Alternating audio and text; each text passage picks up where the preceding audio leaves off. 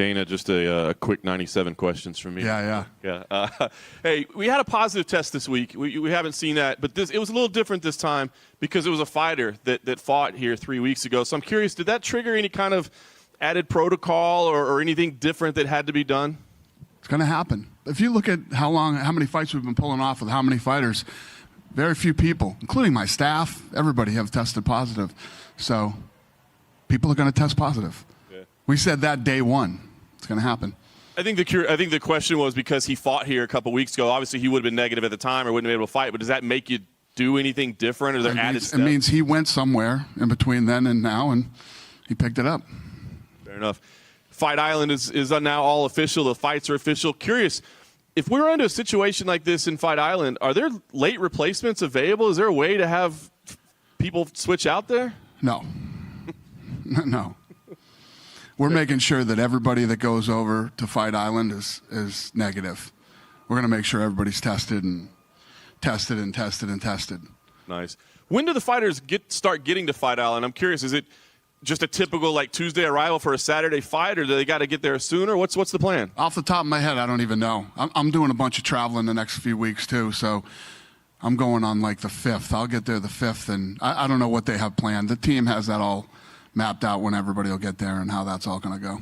You had a big, bunch of bout announcements yesterday. I think one big one that's out there that we don't know yet is Adesanya and Costa. Everybody's looking forward to that fight. What can you tell us on the update of what's going on with that one? Well, there really isn't an update on that one. I was talking to Megan O'Leary, and I was laying out how champions are fighting #1 contenders right now, like all across the board, which is cool. And, the fights that we have lined up for this summer are awesome. August is ridiculous. August is insane. And then you know how that usually works out as we end the year going into the fall. There's always killer fights going into the fall too. So, I mean, with all the madness that's going on in this world right now, this thing is just it's so good right now. Everything is so good right now in the UFC world. Is it delay with them? Is it like contractual stuff, like getting it done? I mean, that's the fight to make, right? That's the fight everybody wants to see. What? Adesanya. Oh, yeah. No, that fight's happening. Yeah. Fair enough. Khabib took to Instagram yesterday, teased he's got big news coming. We know the unification fight is supposed to happen. Is there an update, or is that what he's teasing? Do we have a plan? I have no idea what he's doing. But, yeah, he's fighting. He'll be fighting this fall. Fair enough. And that'll be the Gaethje fight? Yes. Absolutely. And last one I wanted to ask you was John Jones. It's been a couple weeks since he kind of said he wanted to give up the belt. Have you guys made a decision on what you want to do at 205, what the direction is at 205 right now? No. Nothing yet. Hey, Dana. Did you see yesterday Mike Perry posted a video of himself with a bloodied hand? Yeah. Is that fight still on? It's old. Okay. Yeah, that's an old video. He's just playing tricks on us? Yeah. Cool. With The Ultimate Fighter, you're talking about bringing it back. Reality TV sort of moved on over the past few years. Are you looking to bring it back more like the Contender Series, how it was originally? Are you going to do any tweaks to that? The Ultimate Fighter? Yeah. Yeah, The Ultimate Fighter will be tweaked and be a little different, but listen, it was a good formula. You know, if it ain't broke, don't fuck with it. Earlier this week, we saw another MMA promotion made layoffs to their staff. No one wants to see people laid off, but does that make you feel vindicated about how hard this actually is and how people aren't giving you enough? No, I know how hard this is. Believe me. I told you, you guys, most of you have known me for a very long time. Whether you like me, you hate me, you don't agree with me, you agree with me. When I come out and tell you something's the hardest thing that I've ever done, this is the hardest thing I've ever done. You know, there were a lot of powerful forces battling against us for it not to happen. And I don't wish that on anybody. I know everybody, thinks that I hate all these. I don't hate all these other groups. All these other groups need to survive for this thing to work for everybody. And, people getting laid off and losing their jobs. No, I don't wish that on anybody, ever. This is somewhat of a depressing question, but the COVID numbers are sort of going up across the country. Do you guys have a contingency plan if there's another lockdown later this year? Yeah, I told you guys going into this thing, I'm always thinking about what's next. And one of the frustrating parts about this whole thing is, 4 months, I keep telling the story. I was telling it again this morning. 4 months ago, I could have told you anything about this business, where we were going, what was going to happen. I don't know. I don't know now. So all I do is sit around and strategize and try to plan. And I'm planning for a second shutdown. that it will happen again. I'm always thinking about the worst. What's the worst thing that it's like when you hear these guys talking about when they train, they like to put themselves in the worst positions they could possibly be in. You know, that's how I look at this business too. What is the worst position we could possibly be in? You know, and my number one goal is always I don't want to lay off any of my employees, and I don't want fighters sitting inactive and not being able to compete. And you know, when you're a professional athlete, you have a very small window of opportunity, a very limited amount of time. You know, we get into all this money shit and the stuff that's going on right now. Everybody acts like this is a fucking career. This isn't a career. This is not a career. This is an opportunity. Anything can happen in any given moment. Knee can blow out. You're back. You're this. You're that. COVID-19. You know, who the hell knows what is coming down the pipeline? So you have to take every opportunity that you can get. If there was a second lockdown in the United States of America, would it be possible that you could just move essentially the whole company to Abu Dhabi for like months at a time? I don't know. Even Abu Dhabi shut down when this thing happened. Is that one of the hardest challenges about this entire thing, is that it literally, you just can't plan? It's like you want to book Khabib, Gaethje. I promise you this, if it can be done, I will do it. Thanks, Dan. If it can be done, I will do it. I was just curious to hear, like, I know you guys are planning 4 events in Abu Dhabi for the next month, but the plan is like keep going back and forth, Abu Dhabi and Vegas? What's the question? If the plan for the UFC is like keep coming back and forth, Abu Dhabi and Vegas for the next month? We're going to be going back and forth to Abu Dhabi until the world comes back. This is an international business, and most of our fighters are international. And we have to put on so many international fights, or I'll end up smoking all the U.S. talent like that, and we wouldn't be able to put on any events. We're going to be going back and forth to Abu Dhabi, I'm assuming, for a very long time. And I spoke to Amanda Nunes last week, and she said that she was contemplating a retirement, you know. That's not true. That's not what I heard. That's not what I heard. I heard that she was just saying, you know, I've achieved everything. I've done this, I've done that. That she's not really contemplating retirement. She's saying, what's next for me? Well, I did like a 1-hour interview. Well, you would know better because there's definitely no language barrier between you two. So yeah, maybe the language barrier is between me and her. I just want to explain, like, she was saying that, you know, she already achieved everything in her life, that she doesn't see, like, you know, challenges right now. And she was happy with the UFC financially. It was nothing about money as well. It seems like is a place where she is right now because of her family. The thing that makes me laugh is when people say, oh, I'm pissed off about financially, whatever, I'm going to retire. Do you guys not get pissed off at work? I'm sure you guys get pissed off at work a lot. Are you going to fucking retire? Yeah, no. Why? Money. You can't retire. These guys can retire. She can retire. You know, a lot of these guys can retire. You know, I hope she doesn't. You know, she's one of my favorite people ever. And coming off the performance that she just put on, you know, I think that the beautiful thing was she came out of the Geranime fight, and everybody was like, oh, she looked human, this, that, you know, all the critics were all over. She fought arguably the best female striker of all time, beat her, and she looked human in that fight. Then she came out and put a statement on her last performance. She looked incredible and put on an absolute clinic against one of the toughest women I've ever seen in my life. And after a performance like that, I would hate to think that she would want to retire, but you know, if that's true and that's where she's at right now, then she probably should.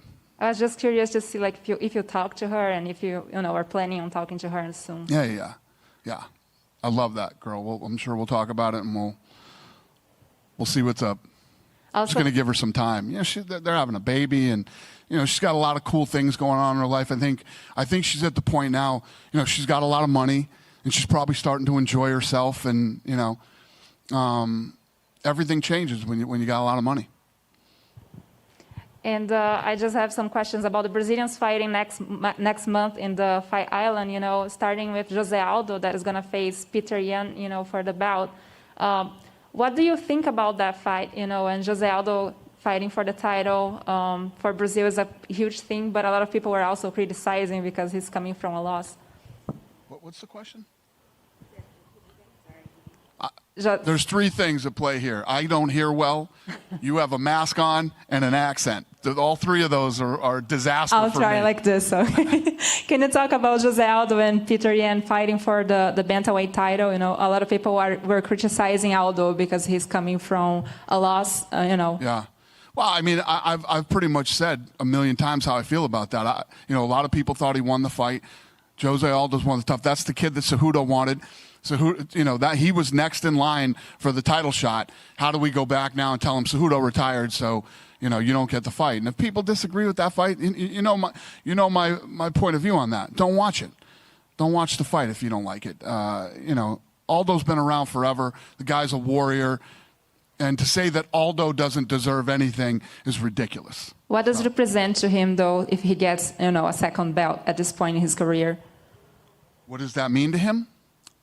It's huge. I mean, I guess everybody would be wrong then, wouldn't they, that he didn't deserve the title shot. So, if he goes in and gets absolutely dominated and it's a one-sided fight and Aldo gets destroyed, then they were right and we were wrong, and, it happens.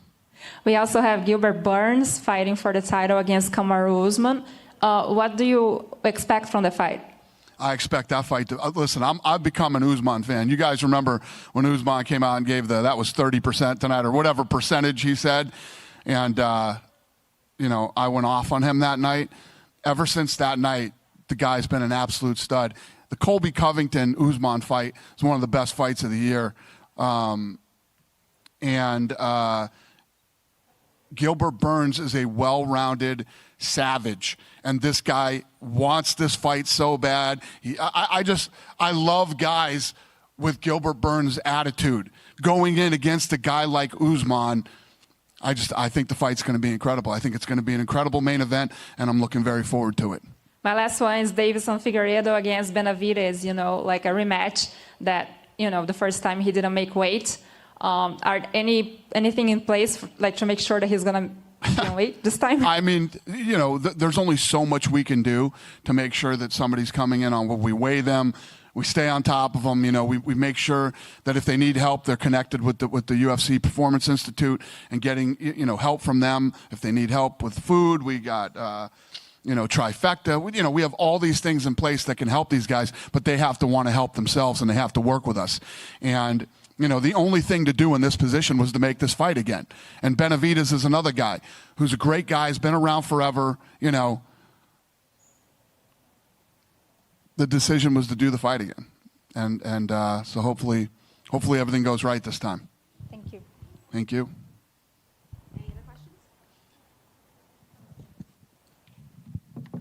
Dana, I just wanted to follow up on Amanda Nunes. If she were to walk away, what would you do with the women's featherweight belt? Would there still be a featherweight division? Probably not.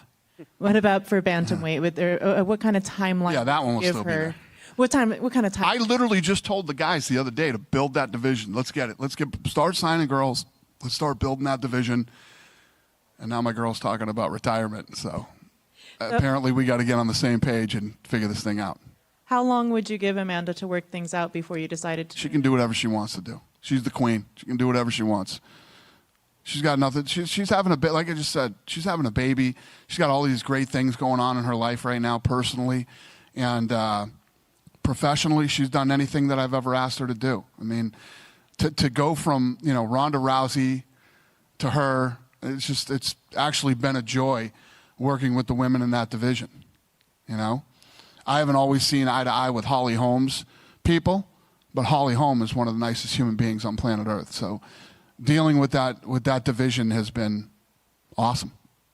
And back on the COVID instances, in case there is another lockdown, have you been able to speak with the Nevada Commission at all to say, hey, this model that we've had here has worked, and would this be something that they would allow to keep in place? It would be interesting to see. Thank you. Be interesting to see. Anything else? Thanks, guys. I mean, going in, you knew we were going to do it right. I mean, who thought we weren't going to do it right and we wouldn't, do everything we can? It's like I said, when you look at a lot of these other sports and you guys and other people try to compare us to the other sports, you can't compare us to the other sports. By the time we're done with Fight Island, we'll be in 10 fights or more.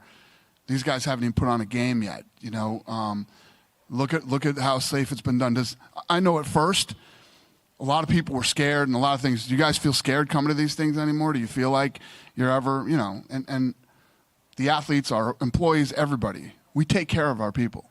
You know, I know that there's always the thing about, you know, oh, we don't make enough money. That shit's going to go on forever. Forever long I'm here, and then long after I'm gone, there's going to be shit about nobody makes enough money. But nobody can ever say that we don't take care of our people, from, you know, whether it's you guys, the commission, our employees, the fighters, corners, whoever it is. We're going to make sure that everybody that comes to a UFC event is safe. We'll spend the money and we'll do what it takes to do it right.